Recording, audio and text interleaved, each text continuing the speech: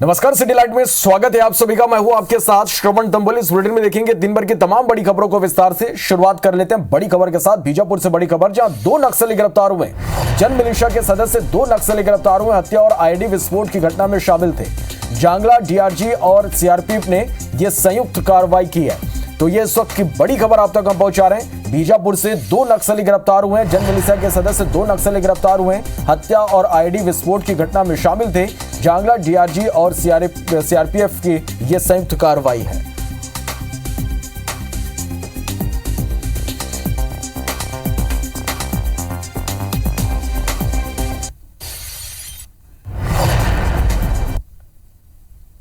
बढ़ते आगे, कांग्रेस में शामिल हुए दीपक जोशी ने अपनी नाराजगी बयां की।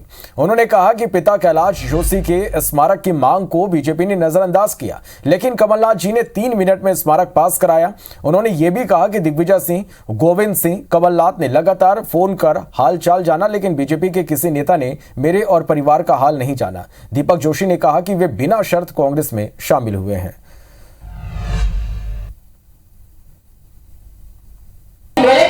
स्मारक नहीं बना तो मैं 3-4 बार वी शर्मा जी पास, मुख्यमंत्री जी पास गया। 2 साल से लगातार गुहार लगा रहा हूँ। कमलनाथ जी पर जैसे मैसेज गया 3 मिनट के अंदर उस जमीन के आवंटन को व्हाट्सएप पे मिलेगा। 3 मिनट। सज्जन भैया, सम्मानी आरिफ वकील जी, पीसी शर्मा जी, गोविंद सिंह जी लगातार मेरे संपर्क में रहे और जिस सम्मान को हमारे नेता कमलनाथ जी ने दिया था का आभार प्रदर्शन के साथ आज मैं उनसे जुड़ रहा हूँ, उनकी विचारधारा से जुड़ रहा हूँ और पूरा प्रयत्न करूंगा कि उनके एक सैनिक के रूप में काम करते हुए मैं कांग्रेस पार्टी की सेवा कर पाऊँ। ये गांधी नेहरू की पार्टी है, इस पार्टी को आगे बढ़ाने का प्रयत्न करूँ। पूर्व विधायक दीपक जोशी भाजपा छोड़कर कांग्रेस में शामिल हो गए हैं। इस मौके पर पीसीसी चीफ कमलनाथ ने कहा कि एक संस्कारी परिवार की विरासत के साथ दीपक जोशी कांग्रेस में आए हैं, यहां उनका सम्मान होगा। उन्होंने ये भी कहा कि दीपक जोशी के पिता कैलाश जोशी राजनीति के संत थे, अब राजनीति में ईमानदार रहना बहुत मुश्किल हो गया। कमलनाथ ने यह भी कहा कि आज का दिन राजनीति के लिए ऐतिहासिक है। मैं ऐसे सभी लोगों को कांग्रेस में आमंत्रित करता हूं जो सच के साथ है। उन्होंने बताया कि एक विधायक को 20 करोड़ का ऑफर था, लेकिन सरकार बचाने के लिए सौदा नहीं किया गया।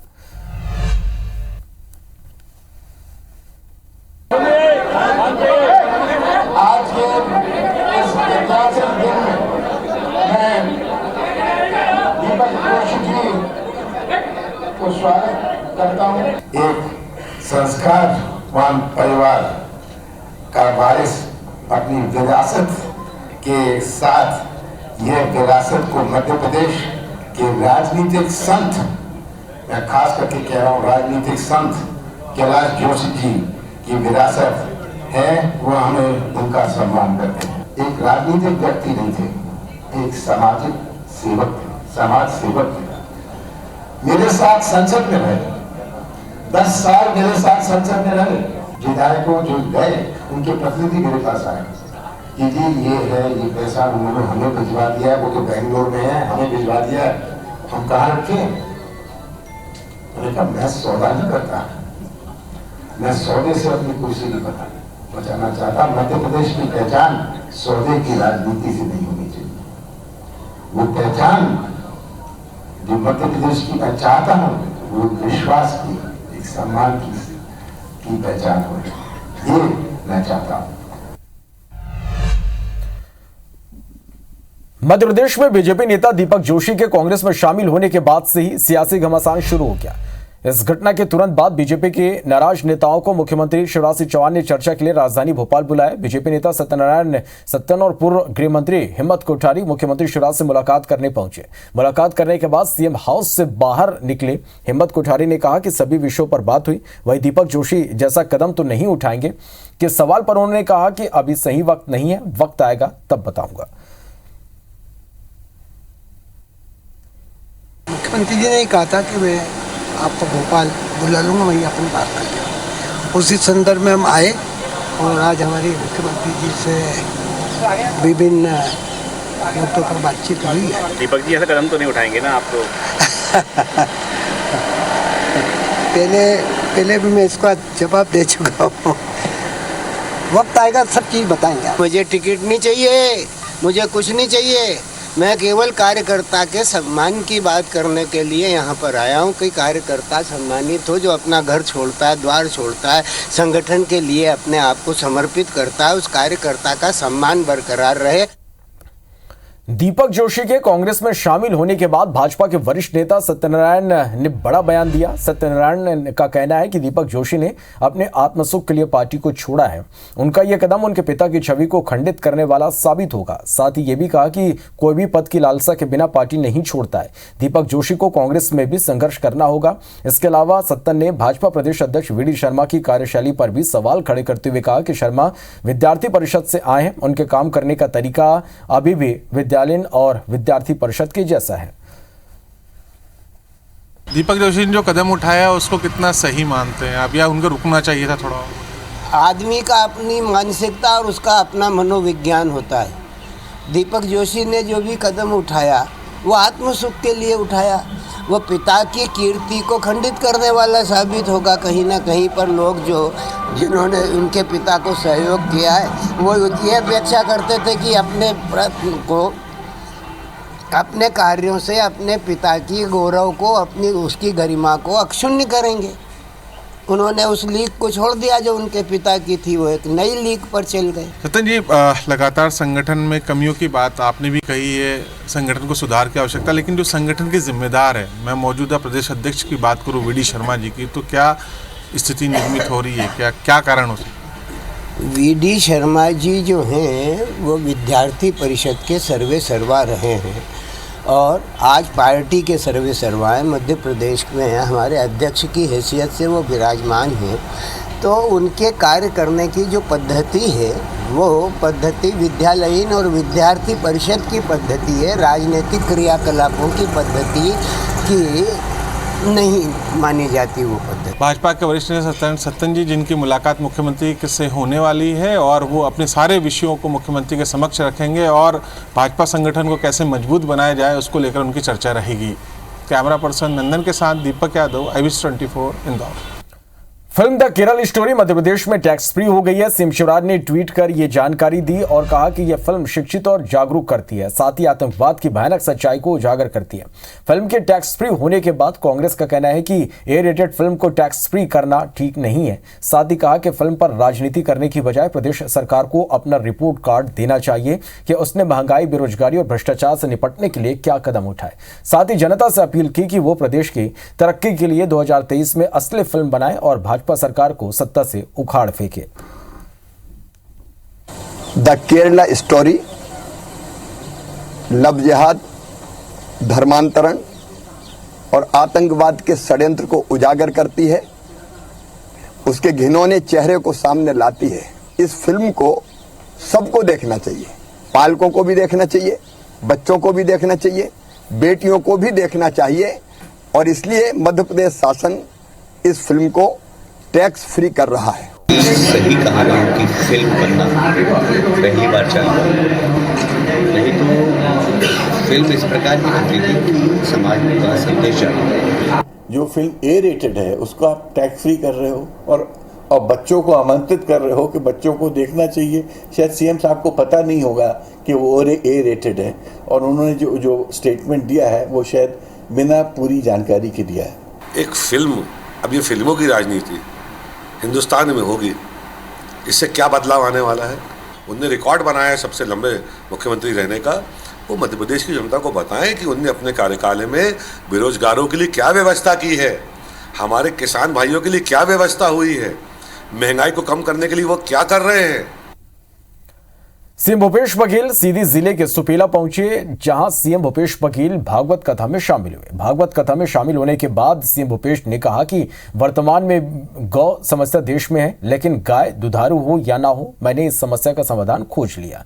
मैं 2 साल से 2 रुपए किलो गोबर खरीद रहा हूं और गोबर का वर्मी कंपोस्ट बनाकर 10 रुपए किलो में बेच रहा हूं। वहीं बजरंग दल विवाद को लेकर सीएम ने कहा कि बजरंग बली और बजरंग दल में अंतर है। हम बजरंग बली के सच्चे भक्त हैं। कमलनाथ जी ने तो हनुमान जी की सबसे बड़ी मूर्ति बनवाई, वहीं दूसरी तरफ एक विधानसभा पद के प्रत्याशी हैं। उन्होंने राष्ट्रीय अध्यक्ष खड़गे के पूरे परिवार की हत्या कराने की धमकी दी है, जिसका वीडियो भी वायरल हुआ। इसके बारे में प्रधानमंत्री जी कुछ बोलेंगे या विरोधियों को नेस्तनाबूद कर देना चाहते हैं?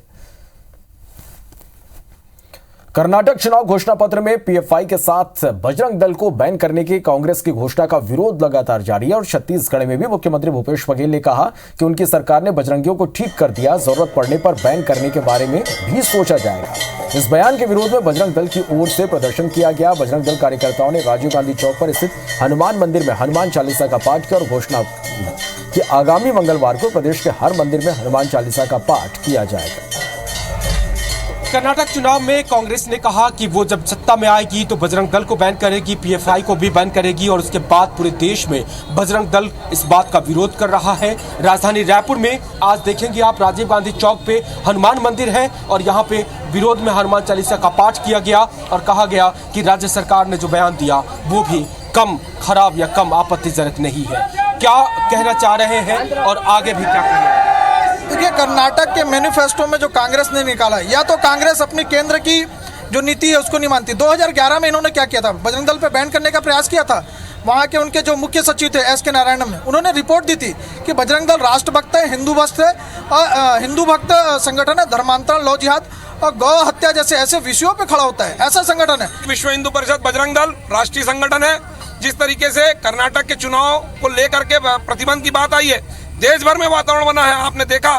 तो हमारा केंद्रीय नेतृत्व ने तय किया है कि मंगलवार के दिन संपूर्ण देश भर में जो हमारा धार्मिक काम हनुमान चालीसा का हम करते हैं उसको बहुत बड़े पैमाने पर संपूर्ण देश भर के हर मंदिर पर हो, ऐसा प्रयास किया जा रहा है। उसी परिप्रेक्ष्य में छत्तीसगढ़ में भी मंगलवार को यह कार्यक्रम किया जाएगा। देश धर्म संस्कृति की रक्षा करने वाले हम जैसे कार्यकर्ताओं को वो गुंडे कहते हैं और लगातार वो बजरंग दल के ऊपर टारगेट करके टीका टिप्पणी करे जा रहे हैं। हम उनकी बुद्धि के विवेक के लिए भगवान हनुमान जी से बल बुद्धि विवेक के दाता है, तो हम उनको बुद्धि दे और सद्बुद्धि दे, ऐसी प्रार्थना करने हनुमान जी से आए हैं। चलिए, तो ये विवाद है और विवाद तूल पकड़ रहा है, चूंकि मामला सुलझ नहीं रहा है। हालांकि लगातार बयान ऐसे आते रहे कि कांग्रेस ने कहा कि कभी उन्होंने बजरंग बली का विरोध नहीं किया, किसी भगवान का विरोध नहीं किया, लेकिन बजरंग दल के कार्यकर्ता की कार्यशैली को लेकर के उन्होंने सवाल जरूर खड़ा किया है। और अब ये घोषणा की गई है कि मंगलवार को, आने वाले मंगलवार को प्रदेश के हर मंदिर में बजरंग दल और विश्व हिंदू परिषद के कार्यकर्ता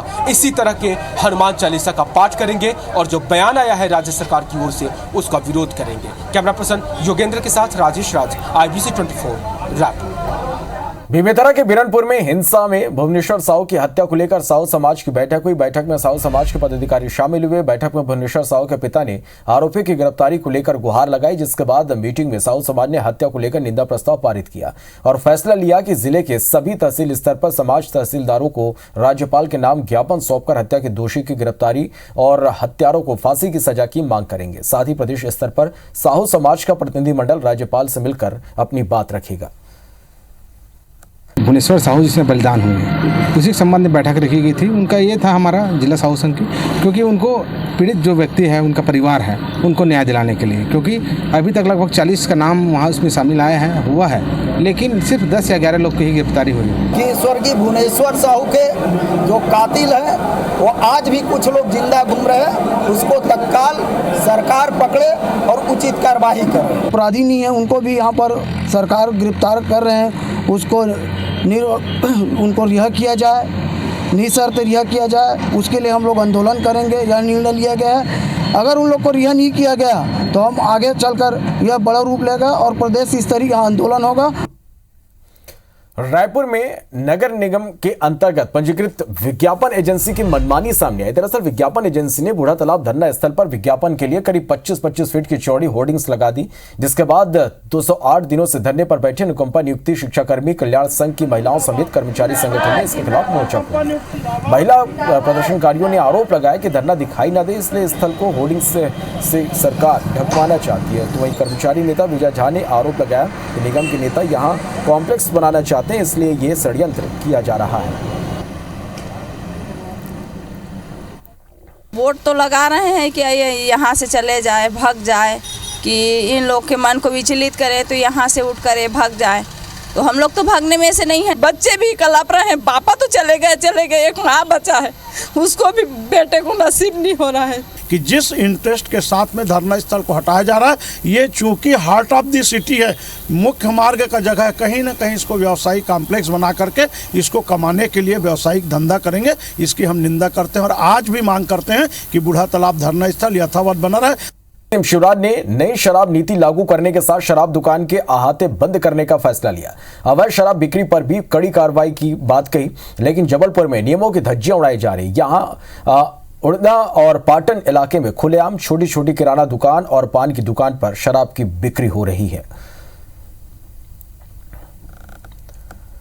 मुरैना में हुए हत्याकांड के बाद CM Shivraj Singh Chouhan law and order को लेकर सख्त नजर आ रहे हैं। सीएम ने डीजीपी को शांति व्यवस्था को लेकर निर्देश दिए। इसके बाद प्रदेश के सभी जिलों में पुलिस सड़क पर उतरी। भोपाल में स्वयं डीजीपी ने पैदल मार्च निकाला। वहीं छतरपुर, सिंगरौली, धार, दतिया, गुना समेत प्रदेश के कई जिलों में पुलिस ने पैदल मार्च निकाला।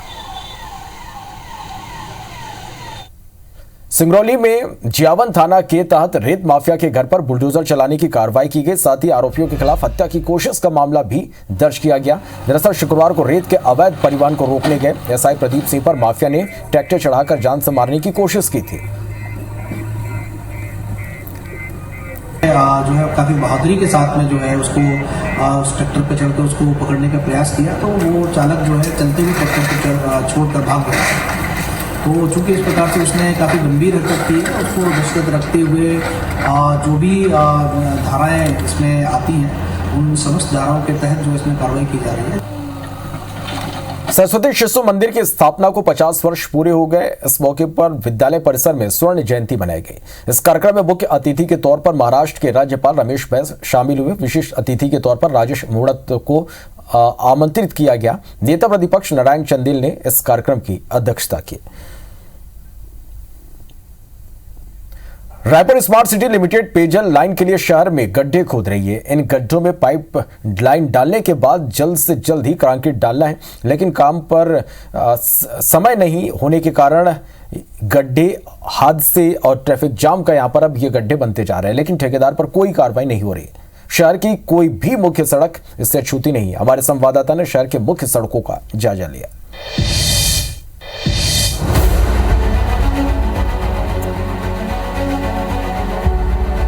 रायपुर स्मार्ट सिटी लिमिटेड शहर में पाइपलाइन डालने का काम कर रही है। काम बहुत ज़रूरी है, लेकिन इसमें भारी लापरवाही बरती जा रही है जो लोगों की मुसीबत बढ़ा रही है। सबसे ज़्यादा ऑटो और ई रिक्शा वाले जो होते हैं, साइकिल रिक्शा वाले, उन्हें भारी परेशानी का सामना करना पड़ता है। ट्रैफिक कर्मी यहाँ पर हैं, इससे कितनी दिक्कत होती है? आप लोग दिन भर यहाँ रहते हैं। इनसे बहुत तकलीफ है। यहाँ पे आने जाने वाले लोग बहुत छोटी लोग के गिर भी जाते हैं, हमको उठाना भी पड़ता है। और ये 10-12 दिन हो गए इनको कंक्रीटीकरण अभी तक के नहीं किया गया है। बहुत लापरवाही से काम हो रहा है मतलब, और उसको कम से कम तुरंत कर देना चाहिए एक दिन पहले। उसके लिए हमसे ट्रैफिक जाम होता है उस जगह में, तो उसका प्रभाव शारदा चौक से लेकर पूरे सत्यापार तक पड़ता है। बहुत खतरनाक है और निश्चित तौर पर प्रशासन को जो सुधार करना चाहिए। ये हालात सिर्फ शारदा चौक के नहीं है, बल्कि शहर की सभी प्रमुख सड़कों पर है। शहर के मुख्य चौराहे जयस्तंभ चौक में तो और भी बुरा हाल है। खुद विधायक कुलदीप जुनेजा कहते हैं कि अधिकारियों में समन्वय नहीं है। सामंजस्य नहीं है, अधिकारियों का सामंजस्य होना चाहिए। आप जिस जगह में डामरीकरण हो रहा है, अगर मेरा डामरीकरण करा रहा हूँ मैं, तो वहाँ निगम क्यों रहा है या पीडब्ल्यूडी हो रहा है, तो उस अधिकारियों को उनसे चर्चा करना चाहिए। अमृत मिशन जो देखता है कि भैया यहाँ पर पाइप डली है कि नहीं डली है, ये आपस का सामंजस्य की कमी है। मैंने आज भी कलेक्टर महोदय से चर्चा की इस बारे में। चौक का नज़ारा दिखा रहे हैं, आप देखेंगे लगभग 50 फीट चौड़ी सड़क है जिसे खोद दिया गया बीच से, और इसके बाद ये सड़क किसी काम की नहीं रह गई है। 15 फीट करीब सड़क की चौड़ाई बच रही है। बाद का हिस्सा आप देखेंगे पार्किंग के रूप में इस्तेमाल किया जा रहा है। तमाम ITMS कैमरे हैं, सभी लोगों के संज्ञान में है, पर पता नहीं क्यों स्मार्ट सिटी का जो ठेकेदार है उसकी लापरवाही और लगातार जारी है। और लगातार रायपुर में इस काम की रफ्तार जो है धीमी गति से, कछुए की गति से चल रहा है। देखते हैं, आँख खोलने वाली रिपोर्ट हमने दिखाई है। अधिकारी इस पर कोई संज्ञान लेते हैं या काम ऐसे ही अपने ढर्राशाही पर चलता रहेगा। कैमरा अभिषेक गर्ग के साथ संदीप शुक्ला, IBC 24 रायपुर। बेमेतरा से खबर, जहां अवैध शराब पर बड़ी कार्रवाई हुई। एसडीएम ने अवैध शराब पर कार्रवाई की है। 53 पावर शराब के साथ 3 आरोपी यहां पर गिरफ्तार हुए। आबकारी नियम के तहत कार्रवाई की गई। आबकारी विभाग ने छापामार कार्रवाई की, जिसमें ये शराब यहां से जब्त की गई है।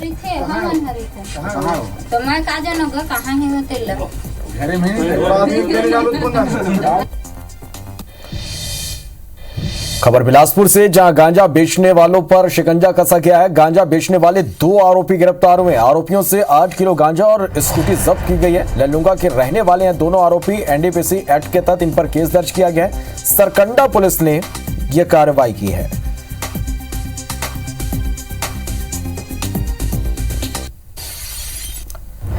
ग्वालियर चंबल संभाग की सबसे जीवाजी यूनिवर्सिटी को भले ही A++ की ग्रेड मिल गया हो, बावजूद इसके जीवाजी विश्वविद्यालय में फर्जीवाड़े रुकने का नाम नहीं ले रहे। ताजा मामला 175 कॉलेजों का है, जिनमें कई खामियों को नजरअंदाज कर संबद्धता दे दी गई, जिसको लेकर यूनिवर्सिटी की कार्य परिषद के मेंबर पर सवाल खड़े कर रहे हैं। तो स्टैंडिंग में हुआ है ना, स्थायी समिति की बैठक में जो डीन्स रहते हैं उन्होंने तो पूरी सहमति से और मतलब सभी रिपोर्टें देखते हुए उन्होंने सहमति दी है। तो और अगर कोई मतलब आपत्ति होगी तो वो इसी में आएगी। स्टैंडिंग कमेटी द्वारा मान्यता दे दी गई है। इसमें भी हम वही देखेंगे कि प्रॉपर जो मानक हैं उनको पूरा कर पा रहे हैं कि नहीं कर पा रहे हैं, और ऐसे मानक भी छोड़ दिया जा सकते हैं जिसमें बहुत ज़्यादा गुंजाइश ना हो। लेकिन फैकल्टी के मुद्दे पर तो हम लोग जैसे पहले स्टैंड लिया था वो अभी भी लेंगे। इंदौर के बढ़ते दायरे और बढ़ती आबादी के मद्देनजर इंदौर के नए मास्टर प्लान पर काम शुरू हो गया। नगरीय प्रशासन के अधिकारियों के साथ सांसद और नागरिक उत्थान समिति के सदस्यों के साथ बैठक की। बैठक में समिति के सदस्यों से सुझाव लिए गए, जिसके मुताबिक शहर का मास्टर प्लान तैयार किया जाएगा। दरअसल शहर सीमा में 79 नए गाँव को जोड़े जा रहे हैं। मास्टर प्लान बन रहा है, उसकी प्रोसेस चल रही है। इंदौर के प्रबुद्धजनों ने कुछ सुझाव दिए हैं और उन्होंने सुझाव को लेकर लगातार वो संपर्क में रहते हैं। वहाँ के अधिकारी हैं, सभी जनप्रतिनिधि हैं, महापौर हैं, आईटी के अध्यक्ष हैं, सभी हम उनकी बात भी सुनेंगे और जो शहर के हित में होगा वो हम जरूर मास्टर प्लान में डालने का प्रयास करेंगे। हम लोग इंदौर के मास्टर प्लान को सही दिशा में ले जाने के लिए और एक कदम आगे बढ़ाएंगे। इंदौर के मास्टर प्लान में जो नया क्षेत्र जुड़ा है उसके सर्वे के कारण विलम्ब हुआ था, परंतु अब तैयारियां एडवांस स्टेज पे हैं और हमें उम्मीद है कि हम शीघ्र ही ड्राफ्ट मास्टर प्लान पब्लिश कर देंगे। राज्यसभा सांसद सरोज पांडे लव जिहाद पर बनी फिल्म द केरला स्टोरी देखने अपने समर्थकों के साथ भिलाई के एक सिनेमा घर पहुंची। फिल्म देखने के बाद उन्होंने कहा कि लव जिहाद, धर्मांतरण जैसे विषयों के साथ वामपंथी विचारधाराओं के देश में चलाए जा रहे चक्र को रोकना यहां पर जरूरी है। इस फिल्म को छत्तीसगढ़ में टैक्स फ्री किया जाना चाहिए। उन्होंने कहा कि कश्मीर फाइल्स के बाद ये भारत की ही स्टोरी है। बच्चियों की भावनाओं को भड़काकर लव जिहाद और धर्मांतरण किया जाता है। इस पर कांग्रेस को राजनीति नहीं करनी चाहिए। मुझे लगता है कि ये समय है जब वामपंथी विचारधाराओं के साथ में एक पूरे देश में ऐसा चक्र चल रहा है जिसे आने वाले समय में रोकना बहुत जरूरी है। मैं छत्तीसगढ़ के मुख्यमंत्री भूपेश बघेल जी से भी ये मांग करती हूँ कि वो इस फिल्म को टैक्स फ्री करें और सभी लोगों को छत्तीसगढ़ में इस फिल्म को देखना चाहिए। 4 साल के कांग्रेस के कुशासन में आज छत्तीसगढ़ भी ऐसे ही बारूद पर बैठा हुआ है। ये केवल केरल की स्टोरी नहीं है, ये बंगाल की स्टोरी है, ये भारत की स्टोरी है, ये छत्तीसगढ़ की स्टोरी है। इसलिए इस स्टोरी को सभी बच्चियों को देखना चाहिए। चलो इस बीच बड़ी खबर रायपुर से केंद्रीय मंत्री रेणुका सिंह ने ट्वीट किया, सीएम भूपेश कब तक दूसरे के काम का श्रेय लेंगे। रेणुका सिंह ने कहा, आपके शासन में अब तक कुछ नया काम तो नहीं हुआ। अंबिकापुर एयरपोर्ट के लोकार्पण से जुड़ा ये उनका ये पूरा ट्वीट है।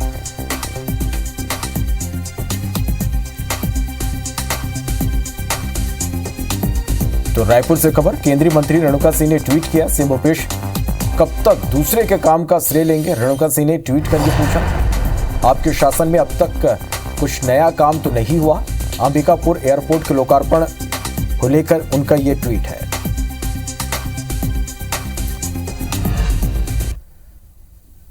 तो इसी के साथ फिलहाल इस बुलेटिन में इतना ही।